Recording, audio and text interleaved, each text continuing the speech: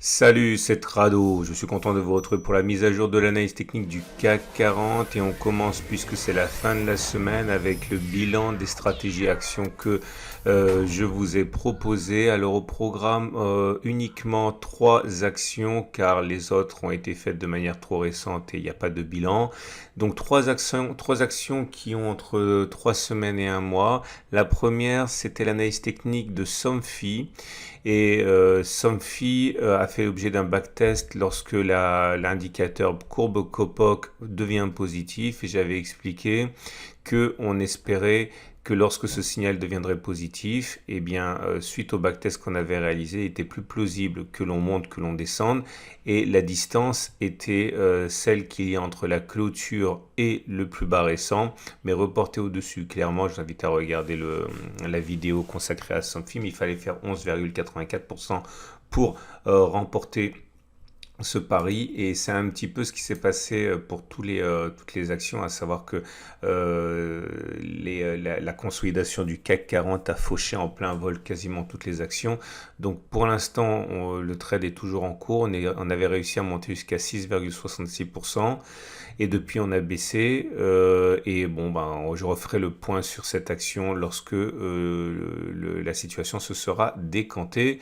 Le deuxième backtest concernait le super trend et c'était Saint-Gobain que j'avais analysé et il était plus plausible de faire plus 7,6% que moins 7,6% à partir du moment où on casserait le super trend à la hausse.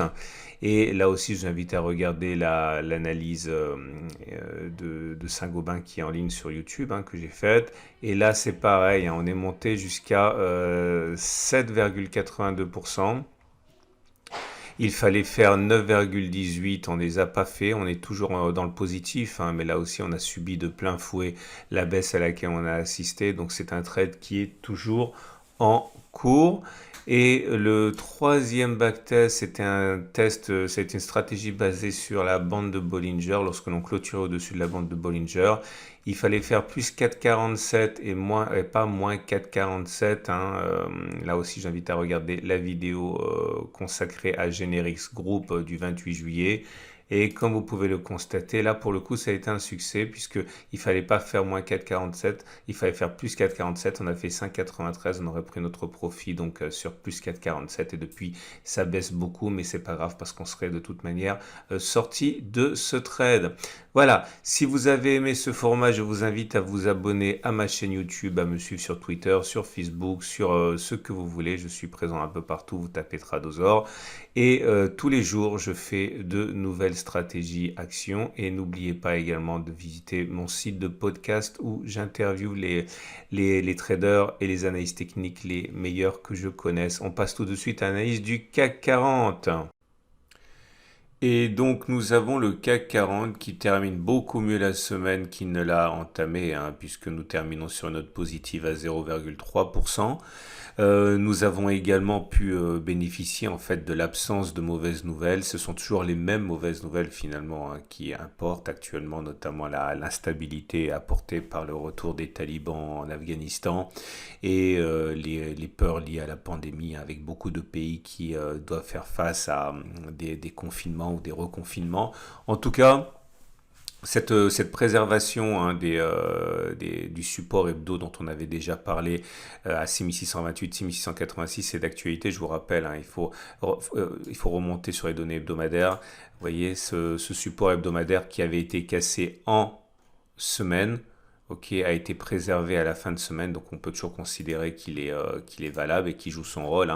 Alors bien sûr, sur les données journalières, on dirait qu'il a été enfoncé, mais ça correspond simplement à la mèche basse de la bougie hebdomadaire, et c'est bien ça qui importe, puisque nous sommes sur un support, encore une fois, qui doit être cassé le vendredi soir pour être effectivement effectif. Et l'idée, c'est que j'invite vraiment à regarder à la fin de cette vidéo l'analyse technique de moyen terme sur les indices américains, le DAX, éventuellement le Bitcoin et Ethereum pour voir où on en est sur les données de moyen terme. C'est très important pour anticiper ce qui va se passer par la suite. Et en tout cas, pour l'instant, regardez, la bougie, enfin le rebond ne s'est pas fait n'importe où, hein. C'est-à-dire qu'on est venu chercher un niveau de Fibonacci très classique, emblématique, mythique, celui des 50%. Ça veut pas dire que on peut pas casser en clôture les 50%, aller chercher 61,%, mais on voit bien que les acheteurs qui pensent à un retour du CAC 40 sur les sommets, hein, de manière habituelle, on cherchait à rentrer sur du niveau de Fibonacci, et donc tout simplement parce que le stop il est plus facile à mettre, hein, c'est en cas de clôture en dessous. Mais là, vous voyez, ça a bien rebondi sur les 50%. Aucune raison, a priori, de penser que ce niveau doit être cassé, hein. Pour l'instant, ça tient. On a également ça j'en ai parlé parce on m'a ressollicité par rapport à ça, vous voyez ce gap là, des 6758, 6671 qui a été ouvert.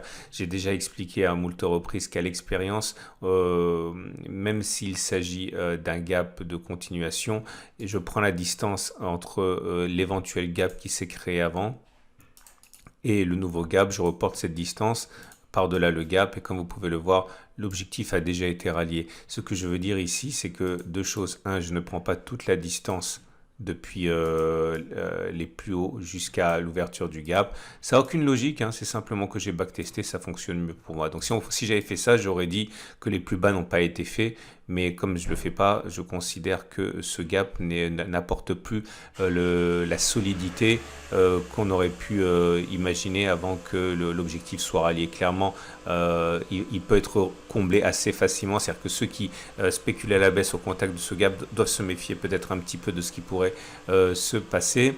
Au-delà, le chandelier japonais du jour, il est plutôt positif en ce sens que il est vert et qu'il clôture dans le tiers haussier, donc ça c'est bien. Par contre, on n'arrive pas à reconquérir et à clôturer la moitié du chandelier précédent, et ça c'est un aveu de faiblesse quand même. Donc c'est pas non plus un superbe chandelier haussier lorsque l'on le combine au chandelier précédent.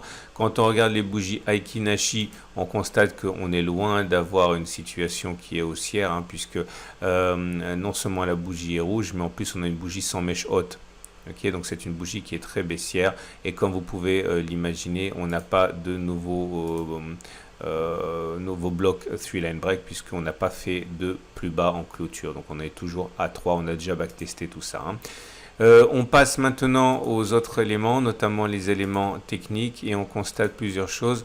La première des choses, c'est que on n'a pas réussi à reconquérir la M7 naturellement, donc la tendance immédiate est toujours baissière.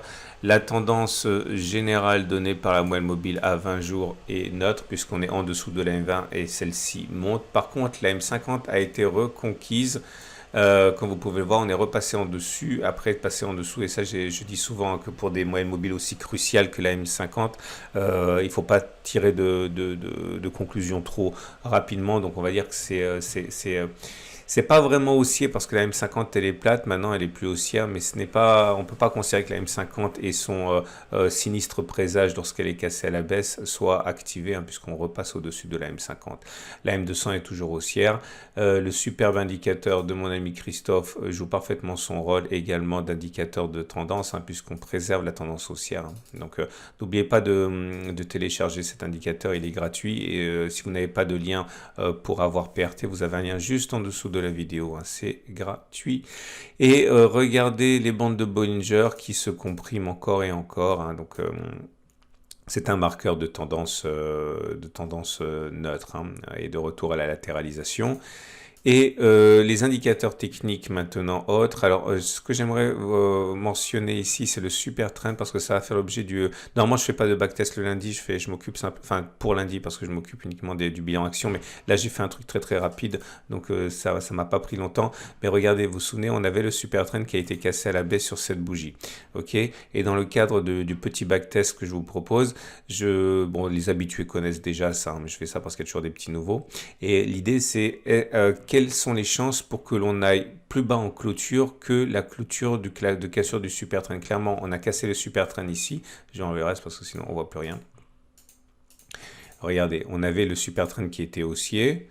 Il a été cassé, il est devenu rouge. ok, puisqu'elle a été cassée en clôture.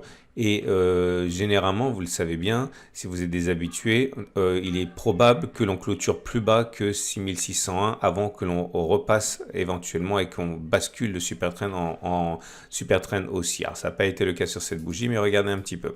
J'ai backtesté ça 30 fois parce que c'était facile et ça va vous servir sans doute. Regardez, là le super trend il était haussier, il a été cassé sur cette bougie. A-t-on recassé le super trend à la hausse d'abord ou clôturé plus bas que la bougie de cassure du super trend?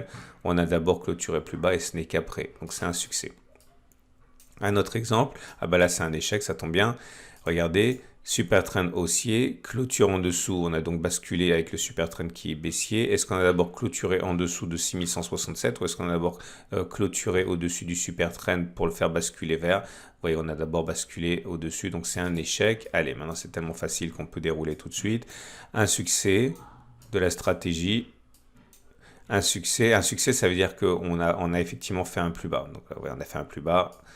Encore un succès ici. Alors ça s'est pas joué à grand chose, mais croyez-moi, on a fait le plus bas ici en cassure et là on est plus bas en fait que ici. Donc c'est un succès.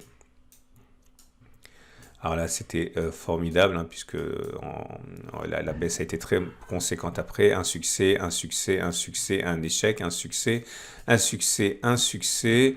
Encore deux succès, un troisième, un quatrième, un cinquième, un sixième succès, un septième succès, un huitième succès d'affilée, un échec, 1, 2, 3, 4, 5 succès, 6, 7, 8 succès, 9 succès. Et ça y est, on arrive à 30 occurrences et vous ne rêvez pas, on a une stratégie qui fonctionne dans 90% des cas. Alors attention, est-ce que ça veut dire pour autant que vous devez spéculer à la baisse en initiant un trade, en pariant sur le fait que l'on ira plus bas que, regardez, hein, je l'ai dit tout à l'heure, mais on va regarder encore plus bas que cette bougie de cassure, à savoir 6600 à peu près. Non, vous pouvez pas, parce que c'est pas parce que vous avez raison que vous allez gagner de l'argent. Il faut encore savoir à quel moment vous entrez, à quel moment vous sortez, à quel moment vous prenez vos profits et votre stop loss, etc. Mais par contre, ce qu'on sait déjà, c'est que acheter maintenant présente deux risques. Le risque d'acheter au mauvais moment, parce qu'il est plausible que l'on clôture plus bas à un moment que 6598, donc il est plausible que l'on clôture plus bas que maintenant, donc vous avez en gros clairement de plus fortes chances de perdre de l'argent maintenant. Et puis si vous êtes en spéculation baissière, ça veut dire également qu'il n'y a pas d'urgence a priori pour racheter votre position, parce que statistiquement, 9 fois sur 10, eh bien, on clôturera plus bas que 6600 à peu près. Voilà. Donc voilà, c'est pas parce qu'on peut pas l'utiliser pour trader qu'on peut pas l'utiliser pour trader. Enfin si, mais non, enfin, vous avez compris.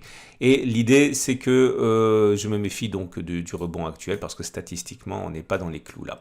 Ce qui nous amène donc à l'Ichimoku, et l'Ichimoku nous enseigne que ça reste, c'est pas baissier. On va dire que c'est haussier, mais vraiment avec difficulté, puisqu'on se retrouve avec, je vais enlever ça, on voit rien. On se retrouve avec un nuage de plus en plus plat, avec une Kijun de plus en plus plate et en dessous de la Tenkan qui descend. Donc on va dire que la tendance de fond est haussière mollement, la tendance générale est haussière mollement, la tendance immédiate par contre est baissière car on est en dessous de la M7, de la Tenkan qui descend. Et on termine donc tout naturellement avec les trades du jour. Alors, que peut-on faire ? Alors, si vous êtes haussier, vous pouvez acheter sur les niveaux actuels. Hein, c'est pas scandaleux. Moi, ce que je pourrais faire, enfin, je le ferai pas, mais je vous dirai pourquoi je le ferai pas. Enfin, non, vous avez compris pourquoi je le fais pas. Mais l'idée, c'est que acheter maintenant, pourquoi pas. Ok.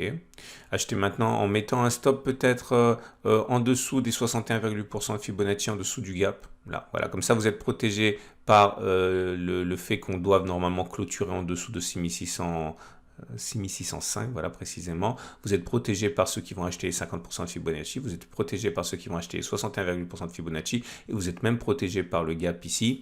Ok, donc ça vous donnerait un stop loss qui serait, mettons, à 2,5%, avec un objectif qui serait de retourner sur les précédents sommets ici à 4. C'est un excellent ratio gain-risque, hein, pourquoi pas. Ok.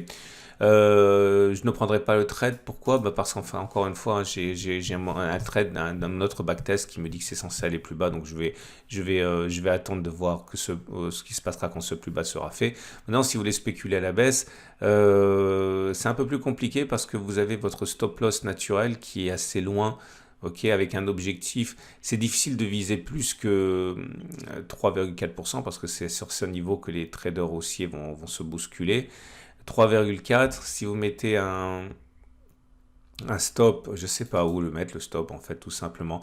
Bon, en imaginant, par exemple, au-dessus de la tendance immédiate, peut-être au-dessus de la Tenkan, pardon, de la M7. Là, la M7 va descendre. On peut se dire, par exemple, voilà, mon stop loss initial, il est à peu près à 2,5%. Mon objectif, il est à 3,3%. Comme la M7 descend, mon stop loss va se raccourcir automatiquement. Bon, ça peut être une solution, ok, pour ceux qui veulent spéculer à la baisse. Bon, voilà ce qu'on pouvait dire pour le CAC 40. Je vous invite encore une fois à regarder l'analyse technique de moyen terme et également l'analyse technique de l'or. Il y a eu un flash crash il y a une semaine et on a déjà récupéré tout le chemin perdu. Alors, ça s'est fait très vite. Bref, il y a des gros qui achètent aussi. Intéressez-vous à ça si vous êtes à la recherche de diversification. Évidemment, ce n'est pas un conseil. À demain pour la mise à jour et la préparation de la semaine de trading sur indice, sur crypto et sur euro dollar.